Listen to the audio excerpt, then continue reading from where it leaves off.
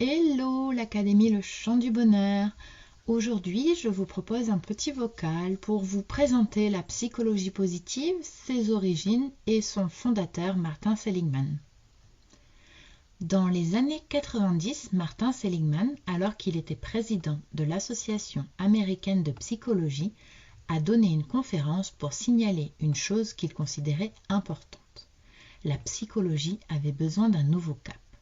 Il était nécessaire d'étudier d'un point de vue scientifique tout ce qui rendait heureux l'être humain.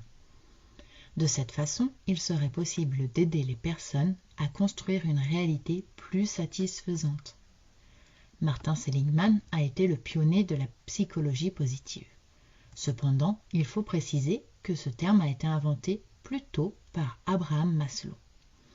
Même si, il faut le dire, les théories de ce dernier ont été formulées de manière très intuitive et sans preuve empirique et méthodologique. Cet héritage a donc été laissé entre les mains d'une nouvelle génération de psychologues qui, depuis les années 90, créent une école traitant du thème du bonheur. Ces psychologues, qui ont récupéré cet héritage, approfondissent l'étude des émotions positives d'un point de vue scientifique et rigoureux, vérifiant quels processus dynamiques et situations peuvent avoir un plus grand impact sur notre santé, notre rendement et notre niveau de satisfaction générale dans la vie. Par ailleurs, Martin Seligman a souligné à son époque que ces études devraient avoir pour but d'apprendre aux gens à être plus heureux. De cette façon, en se basant aussi sur les notions de bonheur énoncées dans le passé par Confucius, Mencius et Aristote, ainsi que sur les théories modernes traitant à la motivation, il en conclut que le bonheur peut se construire en travaillant 3 dimensions très concrètes. La première, la vie comme source de plaisir. Il se peut qu'en entendant le terme de source de plaisir, nous pensions à un concept plutôt hédoniste, comme une vie orientée vers le plaisir simple et sans grandes aspirations. Or, ce n'est pas ce que Martin Seligman veut dire dans cette première dimension sur la construction du bonheur. Une vie de plaisir consiste à savoir promouvoir des émotions positives qui soient durables. Pour y parvenir, il est nécessaire de combler avant toute chose nos nécessités de base. Ce seraient celles qui se situent au niveau des premiers échelons de la pyramide de Maslow. L'alimentation, la sécurité, l'affiliation, la reconnaissance. Par ailleurs, il est important de trouver un équilibre entre notre passé, notre présent et notre futur.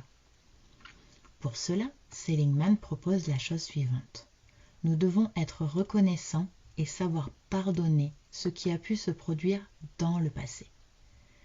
Il est nécessaire de savoir faire face aux émotions négatives du présent, de développer une attention pleine et de promouvoir de nouvelles façons d'être heureux dans le moment présent. Il faut aussi regarder le futur avec espoir et optimisme. Ensuite, en second point, se construire une bonne vie. Profiter d'une bonne vie n'est en réalité pas aussi facile que ce que nous pourrions croire. Le bonheur n'est pas toujours synonyme de richesse, de pouvoir ou de réussite sociale. Il consiste à savoir atteindre notre potentiel humain maximal pour nous sentir comblés, libres et heureux. Martin Seligman a créé un système de classification des forces humaines avec le docteur Christopher Peterson, un expert dans le champ de l'espoir et de l'optimisme. L'objectif de ce système était de déterminer de manière précise ces dimensions que nous devrions travailler au quotidien pour améliorer ce potentiel. Voici les 6 vertus humaines principales. La sagesse et la connaissance, le courage, l'amour et l'humanité, la justice, la tempérance et la spiritualité, transcendance. Enfin, en 3e point, une vie significative. La vie significative a un lien intime avec le sommet de la pyramide d'Abraham Maslow, là où nous orientons les vertus et les forces développées pour contribuer au bonheur des autres. Nous parlons bien évidemment d'altruisme, de cette dimension que Martin Seligman a définie comme l'exercice de la bonté, l'art de savoir nous élever au-delà du simple plaisir personnel pour nous mettre au service de ceux qui nous entourent. Pour conclure, la psychologie positive a encore aujourd'hui une place aussi essentielle qu'inspirante dans notre société.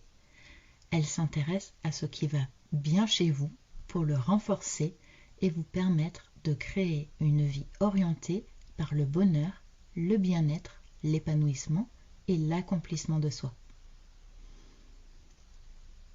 Voilà, j'espère que ce petit vocal vous a plu. N'hésitez pas à me dire en commentaire ce que vous en avez pensé et je vous dis à très bientôt.